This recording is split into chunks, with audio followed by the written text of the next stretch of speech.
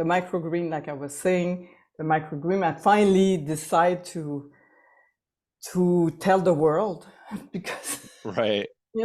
that's funny because we have the same background.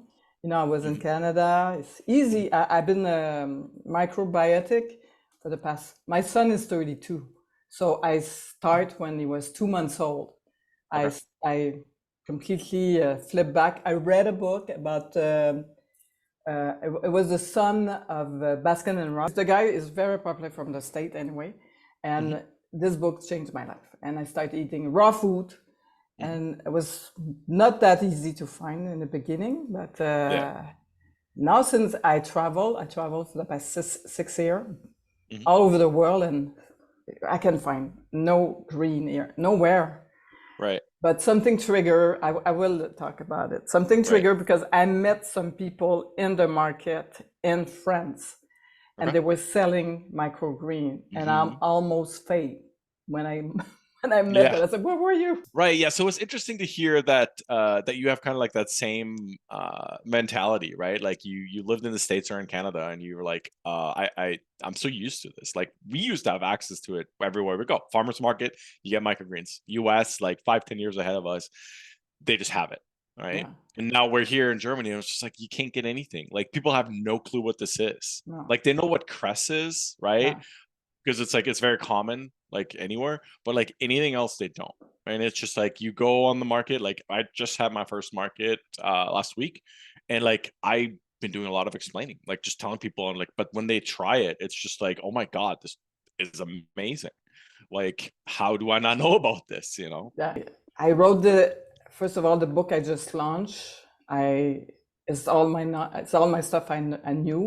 I just want to put it really easy, but I said this it's gonna trigger.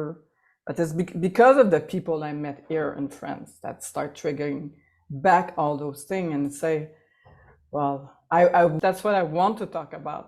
Hmm. The difficulty when you're in another country and the easiest thing when you're in Canada and United States because we live the same thing. Yep. So I'm Daniel Huard and I'm for Microgreen Evolution. This is really something for me that's very important. I've been traveling for the past 6 years. I've been eating raw food for the past 25 years. And what I find out is nobody knows about microgreen in other countries. I don't think so. And I decided to launch my book, to launch everything, because I say that's enough. The whole world got to know about microgreen. It's unbelievable how it's not there and it's been there. And I'm so lucky to find somebody who had the same experience as me in this road. And I said, let's do an interview and let's talk about the difficulty because you're in Germany. Mario Wenig. And I'm really happy to have you here. And you're the first interview. And I think it's gonna bring a lot of people to talk about the difficulty because I talked to a group in United States and it's something there. And I know you live 19 years in United States. You're from Germany. You go to United States. Where were you in the United States? I was in Michigan. In I was in Michigan. Michigan. Okay. So and you find a wife there. You came back to Germany, but there that was really easy to find the food, to find the raw food. So why did you decide? First of all, when did you start eating microgreens? So I started a little bit of microgreen eating in the States, obviously, because it was readily available, right? It was something that you could just go to the farmer's market and you'd find somebody, right? Maybe not close to you, but like, a town over or some bigger towns would generally have it. So like we started eating microgreens there. And then when we returned to Germany, I was just like we kind of missed that, right? Like Germany is good on produce, like there's lots of produce around that you can get, but like on the health spectrum it's not so much, right? So the microgreens wasn't the thing. So then I started doing like just random research. I'm just like, where can I get microgreens here? And I was stumped how there was no microgreens anywhere. Like there are the ones I found, there's maybe 10 in whole of Germany, like vertical farms that are actually growing microgreens, right? So it's very, very few. and they're very far apart, and generally just in like large cities, right? Because they know they have potential for a large clientele. So I was just like, this is something so amazing, and I was just like, it's not hard. It does take dedication and like discipline, but at the same time, like it's like this is something we can enrich ourselves with. Like, you know, we as people, like they're so healthy, right? That's I'm it. like, and we're depriving ourselves of having access to this, right? So that's kind of how I started, and that happened for me about 4 months ago here in Germany. I had the Okay. thought before in the US, but in the Okay. US it was already very saturated, Okay. right? So here it's new. Well, when did you start eating that food? How long A ago? couple years ago. Okay, a couple of Yeah, a years couple of ago. years ago. I would say like So probably like 5 years ago when it became big in the US. okay, so because it was easy to go to the natural store and to find it, even in the Yep. grocery, like in Canada for us, is even in the grocery it's very easy. Not just alfalfa, but a lot of things is like a fashion, and you know, it's what I find. I was in Spain for 2 years, and you know, even I was going to natural store, and I was really looking like an extraterrestrial person, was I was mentioning microgreen, and I said I had a friend here in France who was teaching that, try to teach that, but and you know, she was kind of desperate. So do you understand why people don't grow that? It's so easy to grow. Did you find out about something? So I know it is relatively easy to grow, but there are a lot of caveats to like worry. Example, like I have, like my calendar goes off 4 times a day at times where I need to go check on the farm, right? Like morning watering, evening watering, you know, when things are being soaked and unsoaked, and when things are being planted. Like you're following a very rigorous schedule, right? So like you have to constantly be sort of on top of it. You don't really get to say, oh, I'm going to go on vacation for two Yeah. weeks right? Like that's one of those things you're going to hear a lot. It's like it's a very dedicated thing unless you have somebody that can take over for you. So I think for most people it's fun to try it once, to Yeah. like grow microgreens, and then realize like, okay, like this is not without work, right? It does require dedication and discipline in Yeah. order to grow these, right? They're delicious, they're awesome, but like there's work involved, right? And most people just say like it's easier just to buy it than to, you know, grow it themselves. So why you think they don't sell it? Because even here in France, you have a big store, and even in this in a, why nobody say, well, I'm gonna do that. I'm gonna be a farmer, like people who do egg. It's the same Yeah, thing. Egg yeah. is the same, or whatever. Food, any kind of food is difficult. So that's what I'm thinking. Why people? It's not just laziness, but nobody dedicate, or they don't even know about it. Hmm. That's what I Yep. find the most bizarre. It's like I've been knowing this thing for so long, and I was not even in this business of vegetarian. I was in the cinema business. So for Yeah. me, eating microgreen, I was eating microgreen when I was doing filming or something, because it was so healthy and I could not eat a lot. So I started eating that, and everybody followed me and everything. And after that, it became a thing. But that's why I don't understand, because I know you start growing some and sell some, and you were telling me, and that was really interesting about how difficult it is, the regulation in Germany, Yep. because nobody knows about it. Oh, exactly. And I was gonna say, I was gonna bring that up. So there's two things I was gonna say, right? One is being, if you're not looking for something, you're not going to find it, right? So when people don't know about microgreens, they don't know about microgreens. But the second you start kind of diving into the topic, you'll see it all over the place. Yeah. It's one of those like, that's just how it goes, right? I think it's just something in life that how it works. But yeah, for the regulation part, it's especially for Germany, and that's probably one of the reasons why even the people that might know about microgreens are a little off put by it, because I had to contact so many different government agencies to get any sort of information, and pretty much all of them knew nothing about this, Wow. right? So you're like at Mm. a point where like you're building something new and like nobody can help you, right? Like they knew, for example, about sprouts, right? Like a lot of these like Asian like That's it. Yeah. mung bean sprouts, Yeah. everybody kind of knows about those, right? Mhm. but sprouts are not microgreens, right? So there's regulations for sprouts. There's nothing in the German law about microgreens. Like you can search through any of the documents that are publicly available and you will never ever find the word microgreens or microgreen in German. Same thing, right? So I went to like the health department, asked them, hey, what do I need? What do you know? And they're like, I don't know. Let me get with somebody. And then you get forwarded and forwarded. And then you talk to the like the produce people of the state and you're just like, hey, what would I have to do in order to like sell this or do this? And then you don't really get an answer back. And like it took a long time for me to gather enough information and like gather these informations carefully, because especially in Germany, regulations are pretty strict on these things. Like we are a little I'm just going to use the word strict, right? Yeah. Like they want to make sure that whatever produce makes it into the hands of customers is actually like good, healthy, and won't cause a problem. And that's fair, absolutely fair, right? So like jumping through those hoops, if you're not dedicated for this, is most certainly going to off-put a lot of people, right? They might have the interest, they might have the love for it, but they might not have the drive to dig in the trenches essentially and like figure all this stuff out. And that's, I think, was the hardest part for me. And even today there's things I'm like, I don't know this yet, like where I'm still having to learn this on a daily basis, on like reading laws, like literally reading laws and like, okay, like how can I make this work, right? So there's no guidebook to it. And that's, I think, what makes it difficult, right? For the people that have done this in Canada and the US, like it has been established, right? They've heard about it. They can somehow help you or find somebody that knows the answer. We don't have this. Yeah, even in France, my friend who's selling the microgreen here, he's got to go through a lot of things in France because he's kind of the only one in the market, in different markets in France. And he went through, and it cost him a lot of money just to get a permit to sell it.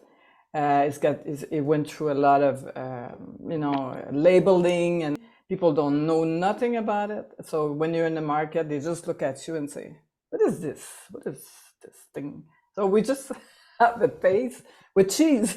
That's what I did. I did cheese piece, some pate, and I put some green on it, and I start hanging out everybody in the market. And like I created buzz. And I said, okay, it's coming.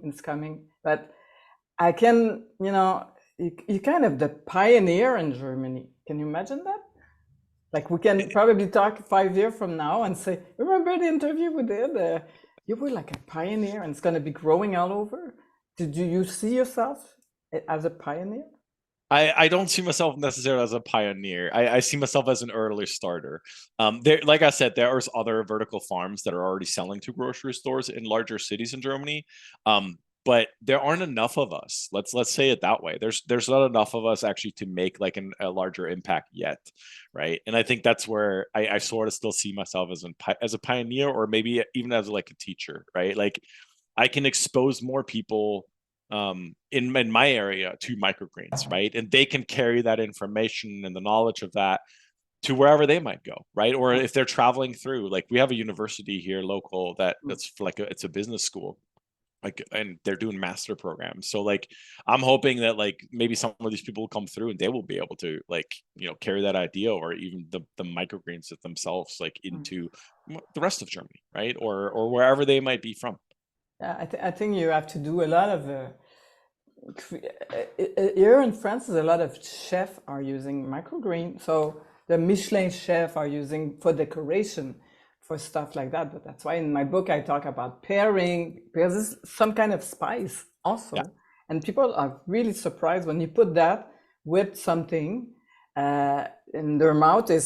Everybody's like, wow, it's like powerful. And you say, well, on top of that, you get almost everything you need for your body inside this little spoon. You cannot eat 8 broccoli and you can, no, you cannot. Get like a spoon and you get all your 10 broccoli for the day. And even for children, I think we need to really talk about it and really talk about how to make it easy for the people, because I think people should grow it at their fresh produce, because you cannot grow everything in your kitchen. So I know, what do you think about I know your future because you told me about what you see yourself. Because Right. So yeah, I have a full-time job. So okay, I have 40 hours and then I dedicate about an hour or two a day okay, sometimes, like whether that's research or like checking on the farm. Like checking the farm is relatively quick once you have it going.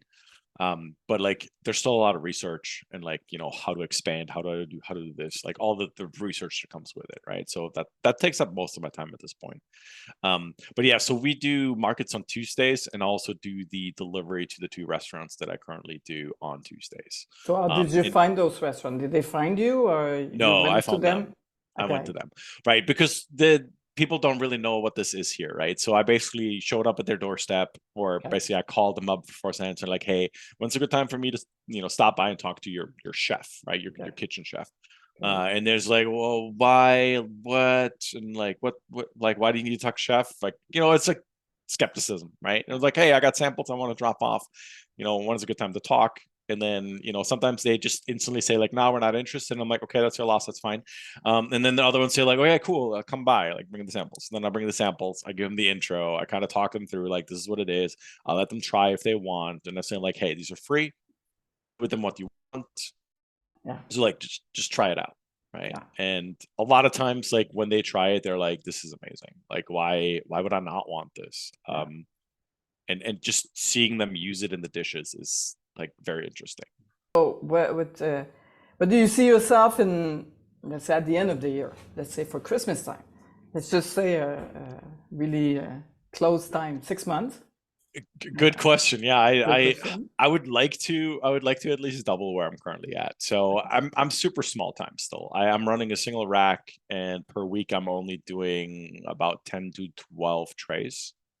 Okay. And that is mostly for the two restaurants I have right now, as well as the market that I've just done for the first time. So my first market was actually really successful, despite the fact that many people don't know what it is. Yeah. But I think it will kind of like spread like a fire. So that's at least what Yeah. I'm hoping.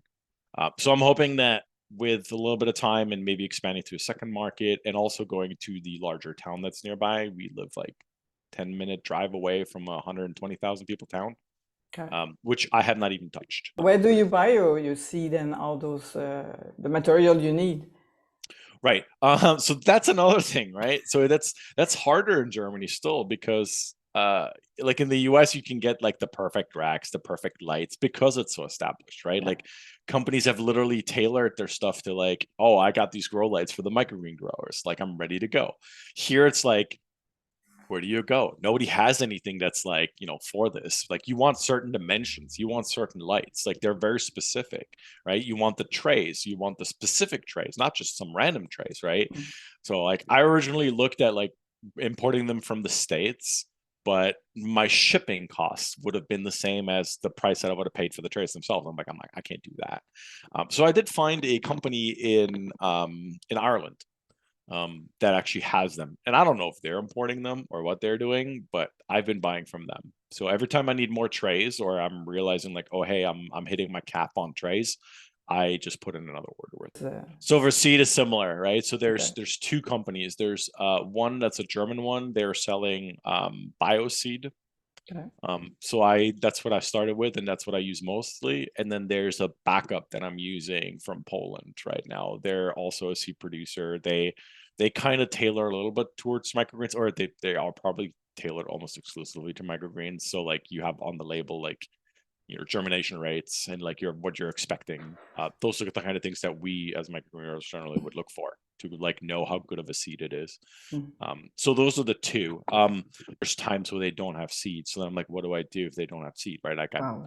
I need to keep going. So you just Right. have to like learn and adapt, right? So like I have a spreadsheet on like how does this seed grow versus how Okay. does this seed grow, and then you adjust that, right? So like, do I need to add a day? Do I need to remove a day of the growth cycle? Do I need to germinate these a day longer, or do they need to black out at all, or do you just so you just adjust based on that, right? Mm.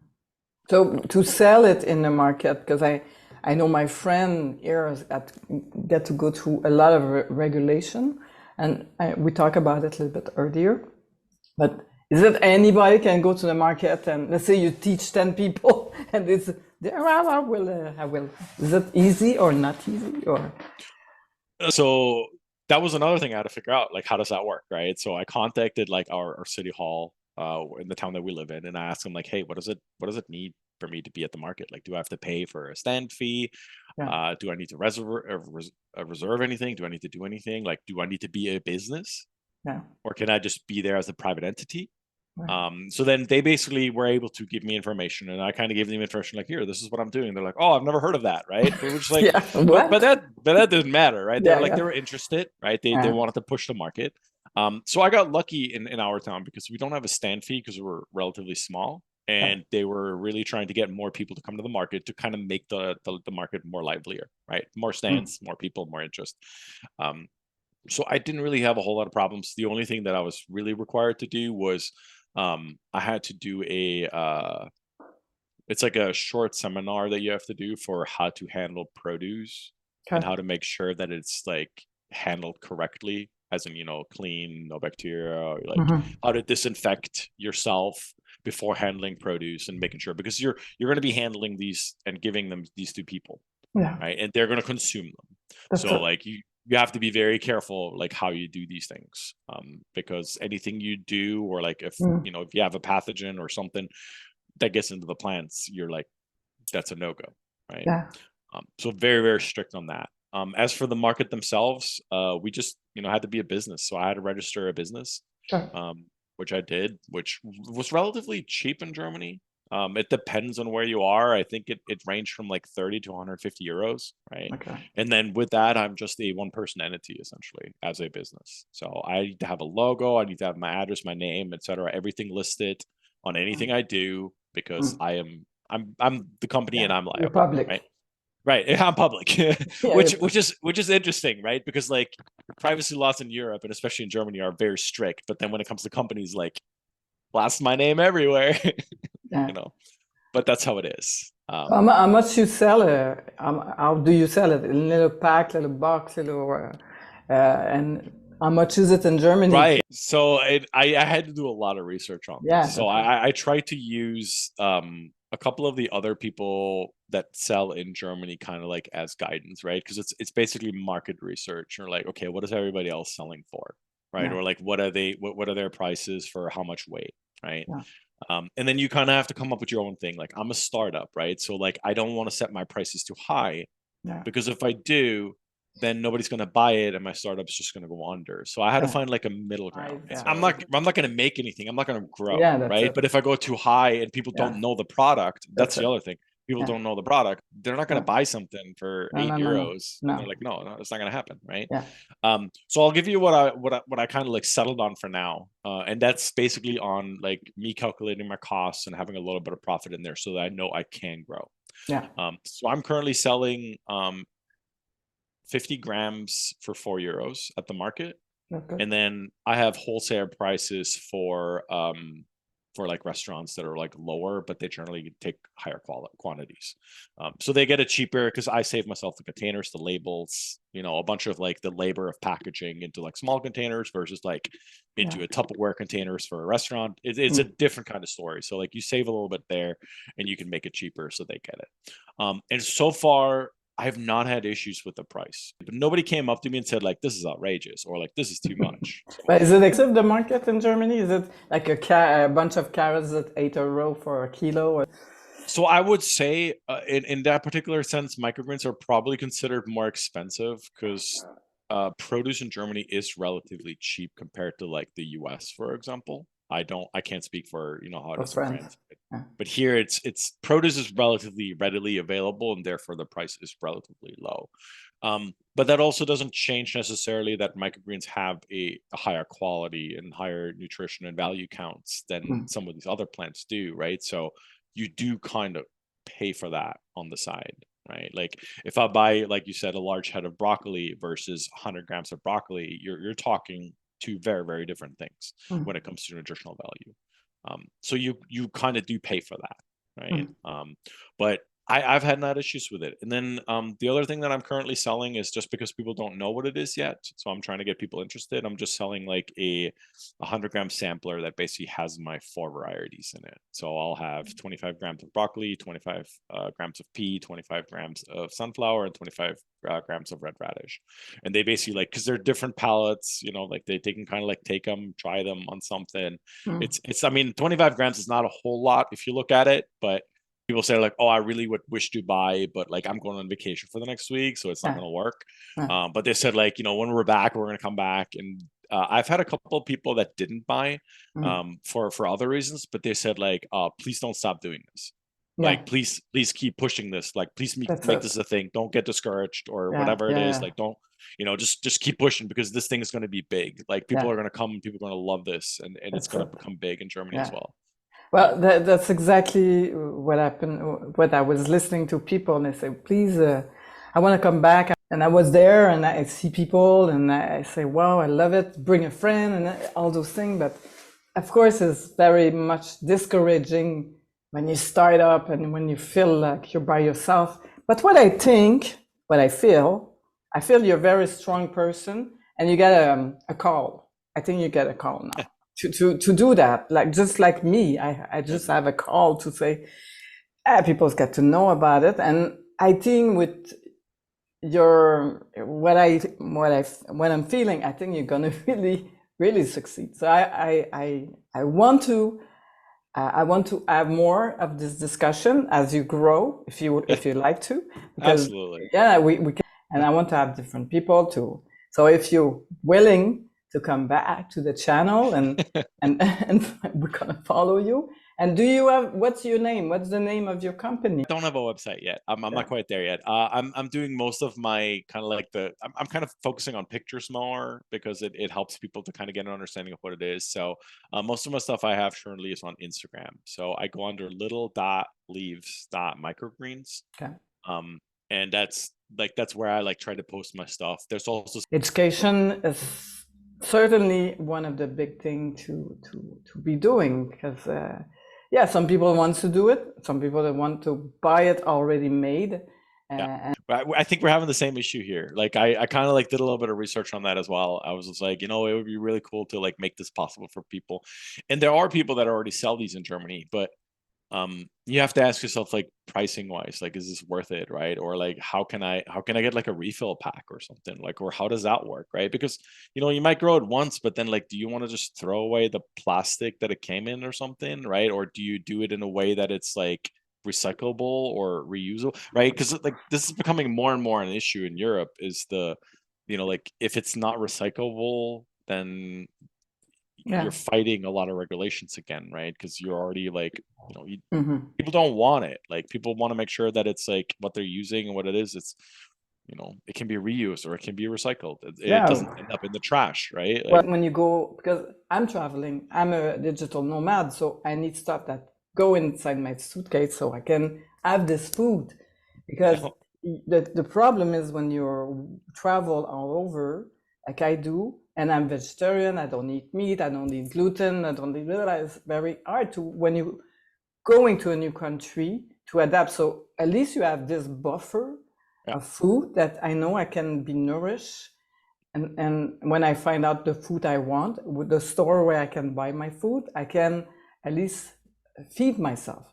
And for me, it's the food for the food of the future, the food of the traveler, the food of everybody who can just, if you can find it in a market all over the world. Can you imagine? I go there on the Saturday, I find my green for the week, and that's a good dream. That's one of the dream.